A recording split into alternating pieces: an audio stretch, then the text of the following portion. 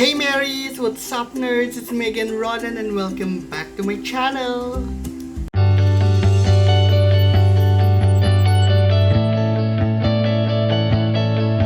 Hello my fellow dreamers! Hi guys! Kamusta kayo guys? I am back! O diba para namang umalis ako, para naman akong pumunta somewhere. Wala naman ako ibang pinuntahan, kundi nandito lang naman ako sa bahay. Actually guys, hindi ako nakakapag-video lately kasi medyo na-busy ako sa personal life, sa work, dito sa bahay, ganap-ganap, ganyan. So aside sa work, I've been reading a lot and at the same time, I'm starting a new novel and nagsusulat ulit ako, ganyan. So guys, if you want to read my new book, hindi naman talaga new book, parang chapters lang yung book 2 ng yung pangalawa kong book na pinublish sa Wattpad tsaka sa Amazon before.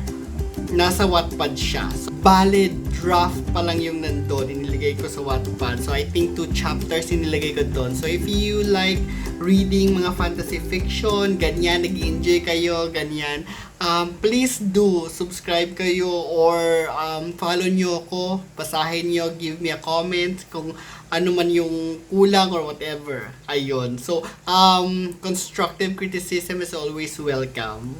Magdi-December na, parang ilang araw na lang, Disyembre na. Ayun. So, very malamig na, lumalamig na yung panahon sa labas. Lumalamig na yung simoy ng hangin. Ramdam ko na yung Christmas, di ba? I mean, even though na naka-lockdown, hindi naman totally lockdown, pero kahit naka-quarantine pa rin tayo, I think it's important pa rin to celebrate Christmas kasi tradition na naman natin to, tradition ng buong mundo ito, especially sa ating mga Pilipino na very alive sa atin yung spirit ng Christmas at ang sobrang aga-aga nating magsimula ng Pasko, di ba? September pa lang, ayan na, nagsisimula na, di ba? So I think, kahit naman na nasa pandemic tayo, there's a lot of things na we can be grateful for, na in a way, para makapag-celebrate tayo ng Christmas, di ba? Makapagsalo-salo with the family, ganyan. Ayun, so this will be my second Christmas na hindi ko kasama yung family ko. I will be here kasi yung last Christmas kaka-start ko lang ng bago kong job, 'di ba? Yung morning day ko na job. And then right now it's quarantine. So it's hard na umuwi kasi nga syempre baka ma-quarantine ako pag umuwi ako ng Mindanao, 'di ba? Iilan lang yung leave natin. So mahirap na. So probably next year I will be able to go home in Mindanao para makasama ko yung family ko at my mom, 'di ba? I'm looking forward for that.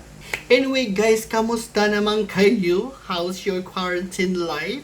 I hope na healthy kayo guys. I hope na peaceful naman at healthy yung mga natin, family members. Ayun. Sana din kayo na may mga anxiety issues, medyo kalmado naman tayo, no? I hope na kalmado yung isip natin, kalmado yung puso natin, ganyan. Peaceful lang, ganyan.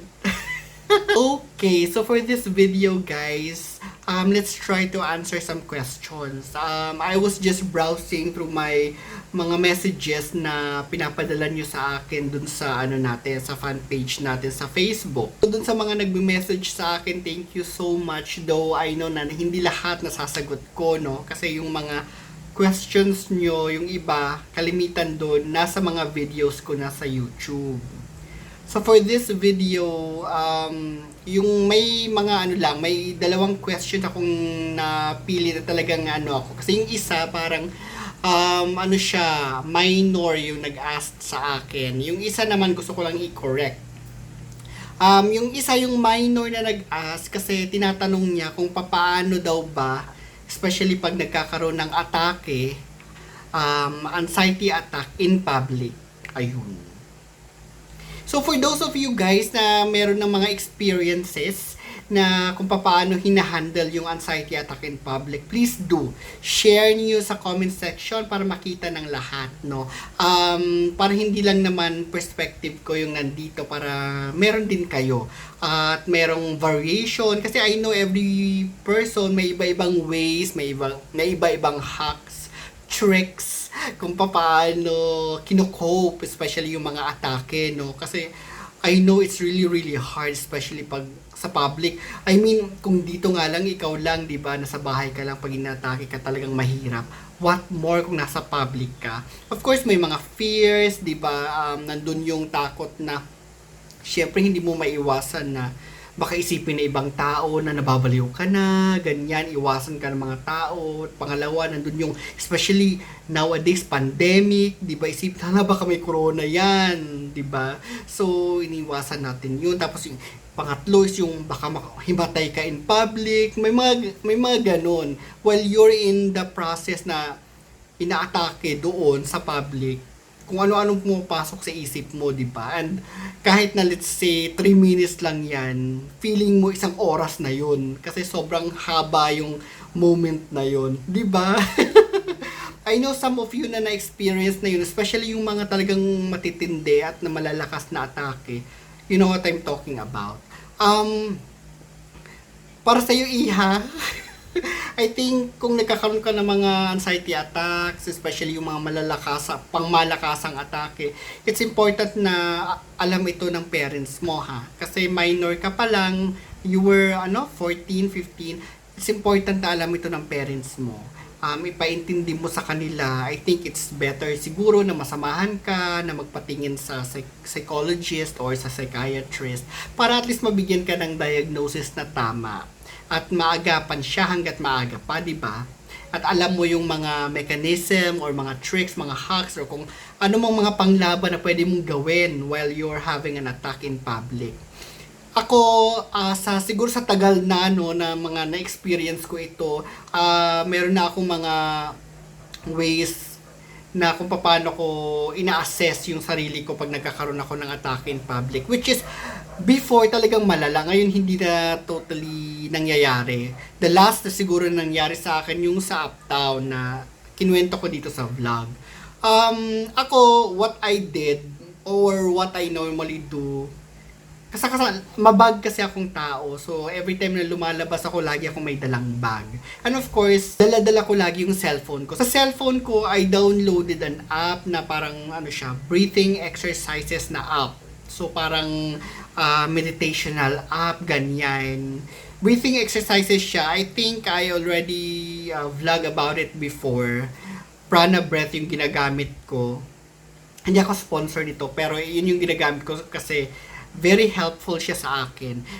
Before, talagang more on breathing exercises, especially, let's say, ayan, nagkaka-atake na ako, no, matinding atake, I was caught off guard. It's important to me na makahawak ng something concrete. Kasi sometimes na disorient ka, sometimes feeling mo matutumba ka, feeling mo badadapa ka. So, normally, humahawak ako sa pader. Or pumupunta ako somewhere na may pader or may concrete akong mahawakan para lang mabalance ako, ganyan. And at the same time, pinapakalma ko, I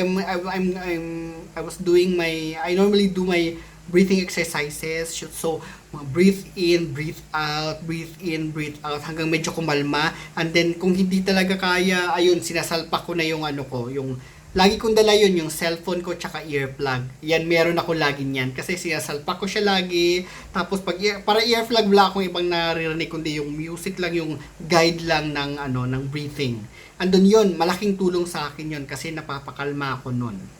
Yun yung ginagawa ko pag nagkakaroon ako ng pangmalakasang anxiety attack. So, find a way na, I find a concrete, na pwede mong hawakan, wall, or kung ano man, somewhere in an establishment. Kung nasa bus ka, at nakaupo ka lang naman, it's better, kasi salpa ka lang ng ng app mo. Yung app kasi, pwede siyang kahit walang wifi, walang data, okay lang gumagana siya. Pero kung nasa public ka naman, let's say naglalakad-lakad ka sa mall, hawak ka sa wall or somewhere. Kung may kasama ka, at least sabihin mo sa kasama mo. Pero kung mag-isa ka lang, hawak ka sa wall and then do your breathing exercises. But since you're still young, sabihin mo sa parents mo para at least aware sila sa kung ano mang mga nangyayari sa'yo. Isa pa nga pala, while I'm in a public, ginagamit ko yung kung nasan ako, I find a way to distract myself while I am doing my breathing exercises. So, kung ano bang pwede makapag-distract sa akin, kung nasa grocery ako, ito, ginagawa ko to, binabasa ko yung mga label sa likod ng mga product, kuha ko ng isang product, babasahin ko yung label para lang ma-distract ako, or lakad-lakad ako, something lang para ma-distract ako while I am doing my breathing exercises. Kasi nakakatulong yon hanggang mag-subside siya. So, yun yung ginagawa ko pag nagkakaroon ako ng atake sa public. Yun. So, I have my breathing exercise app, and then I normally find a parang concrete wall or something na pwede kong hawakan para hindi ako madapa. So, yun. And at the same time, I find ways to distract myself. Nasa yun na yun kung paano. Kung nasan ka man, depende sa lugar kung nasan ka man. For those of you guys na nanonood ngayon, meron kayong hack din, please do share sa baba sa comment section para at least patulungan din si ate, no? Si ate girl. Para meron din siyang ibang mga ways at ibang mga perspective at ibang mga options. Ayun, so sa pangalawa naman na question, it's not actually a question kasi yung email niya, yung message niya, parang sinasabi lang niya sa akin na pareho daw kami na introvert, very daw siya, anti-social, ganyan. Basta it's something to do with introvert and anti-social. Guys, eto ha, it doesn't mean na pag introvert ka, anti-social ka, magkaiba yun. I just want to put it out there. Kasi I know that it's been misused by all of us, actually ako included, no? Na nami-misuse natin na pag sinabing loner ka, pag sinabing introvert ka, parang sinasabing anti-social ka na. Hindi yun, magkaiba yun. When you say introvert, loner, ayun, pwede, siguro. Kasi they're type of people na parang ini-enjoy nila yung company with their own thoughts and their own feelings, but it doesn't mean na they hated company. It doesn't mean na ayaw nila ng company, ay ganyan. They prefer lang talaga most of the time na mag-isa kasi parang mas nare-recharge sila pag doon. Yun, ganun yung mga introvert. When you say antisocial kasi guys is parang came from antisocial personality disorder. Iba yun. Nakakatakot yun. Antisocial personality disorder, kasi siya?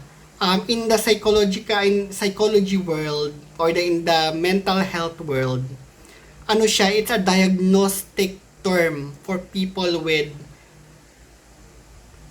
that are psychopaths, people that are sociopaths. Yun yung mga nasa cluster B ng personality disorder, which is the most dangerous personality disorder na meron tayo. Yun. So magkaiba yun kasi pag sinabi mong ako antisocial ako, ibig sabihin psychopath ako, ganon. Pag sinabing antisocial ako, sociopath ako, hindi pala yun yung ibig mong sabihin. Gusto mo lang parang sabihin na introvert ka. In the mental health world, iba yun. Yun. Yun. Kaya, careful ka dun sa paggamit ng mga terms na yun. Siguro in the society na hindi masyadong naintindihan. So, kasi di ba para sa atin, pag sinabing antisocial, parang acceptable na sinabing antisocial. Medyo may pagka-antisocial niyan. Ibig pa lang sabihin yun is may pagka-introvert, may pagka-loner, ganon. In the mental health, iba yung ibig sabihin nun, guys. Diagnostic term siya sa mga people na may psychopathy, na mga sociopathy, yun. Cluster B ika nga sa ng mga antisocial personality disorders. Cluster B, sila yung pinaka-dangerous mga combatant, ayun. Anti-social means anti-society, anti-norms. They feel like parang yung norms, it's not applicable for them. So they rebel from it, ganyan. And this is very interesting, no? I love this part of the disorders kasi very interesting. Feeling mo kasi feeling ko kasi parang nababasa ko lang to sa mga novels or napapanood ko lang to sa mga movies, sa mga thriller na mga movies, but in real life they really do exist. Some of them hindi na diagnose kasi sa tingin nila walang mali sa kanila, especially those who are narcissist. Ayun, yung may mga narcissistic disorder, part sila nung cluster B. Yun, kasama nila yung mga histrionic at saka yung mga borderline personality. Yun yung mga psychopaths, ang mga sociopath. Now, kung isipin nyo naman, ano bang difference ng psychopath at sociopath? Don't quote me on this, ha. This is just as far as I know. But if there's a psychologist out there, correct me if I'm wrong. When you say psychopath, I think it's born. Yun. Ipinanganak silang ganun. Mga psychopaths. When you say sociopath naman, it's more of they are made. So parang na-develop na lang nila as they grow older or depende on the society na meron sila. So yung mga batang lumaki sa mga very abusive na community, very sa slum ganyan. Na hindi naman lahat, no. Hindi naman lahat, pero yung basta within the society yon, na-develop nila yun ng mga sociopath. Sociopath yung tawag doon. Pero pag medyo born siya, psychopathy yun. Very interesting yung topic na yun. Pero yun, but anyway, that's beside the point. Pinopoint ko lang dito na if you think that you are introvert, that doesn't mean na you are antisocial. Actually guys, the world of mental health, especially the disorders, they're very sobrang lawak, sobrang interesting. If you just find a way in your day to read through those stuff, wow, talagang ma-amaze ka. Ako na-amaze talaga ako. Even now, though I hindi ko naman, I can't pretend that I know everything. I don't know everything. I'm not an expert. But talagang dinabasa ko siya. Kung ano man yung mga interesting sa akin, binabasa ko, hinahanapan ko ng mga references, ganyan. Na-obsess ako dati sa dissociative identity disorder. Talagang nag-research ako, nagbasa-basa ako ng mga kung anik-anik, ganyan. Ayun. Dissociative identity disorder, guys, yun yung previously known as multiple personality disorder. Yun yung nag-shift yung nag-shift yung mga personality, iba-ibang personality in one body. Can you imagine? Ang yung brain natin nakaka-carry siya ng let's say 70 person inside, 70 personality, 40 personality. Ganon siya ka-powerful. And then yung cluster B ng antisocial personality disorders, yung mga psychopaths, yung mga sociopaths. Tapos yung the difference between borderline personality disorder tsaka bipolar, ganyan. Oh my gosh. I think yung anxiety, nandun na siya sa mababa. Parang I'm just grateful na anxiety lang yung meron ako. 'Di ba? But sabi nga nila that anxiety is the parang windows to a lot of different disorders. Yung mga high class na mga disorders, I'm sure nagsimula yun sa mga may mga anxiety yung mga yun, may mga depression, may ganyan. 'Di ba? So, wag niyong iwalang sa bahala lang. yung ang anxiety niyo. Take good care of that. Talagang niyo yan. Pagtuunan niyo ng pansin. Ayun guys, so sana kahit papano may nakuha naman kayo sa video na ito and helpful naman kahit papano. Share kayo sa comment section kung ano man yung mga hacks din ninyo para at least makita ng lahat at magtulungan tayo, ganyan, kasi yung pinaka-goal naman natin dito is sabay-sabay tayong mag-heal, ganyan, ayun. Well, actually Thanksgiving ngayon sa sa US, no? So wala akong pasok. So I just want to say Happy Thanksgiving to everyone. And at the same time, advance Merry Christmas or Merry Christmas, ganyan. Hanggang sa susunod na videos na lang ulit, no? Thank you so much. Na kahit wala akong post lately, nagme-message kayo sa akin, kinakumusta nyo ko. Thank you. And yeah, follow me on my social media and please do like my channel and then give me a thumbs up. Share niyo dun sa mga friends niyo or family members na may mental health issue or anxiety issues. Baka sakali matulungan sila, di ba? Thank you sa lahat ng suporta ninyo. And yeah, so as I've always said, no, please choose life. Please choose happiness. And please start your day with a smile. Ayun. Guys, I think palabas na yung mga 13th month, no? Spend wisely. Ha? Huwag masyado magwaldas. Thank you, guys. Bye for now. Bye.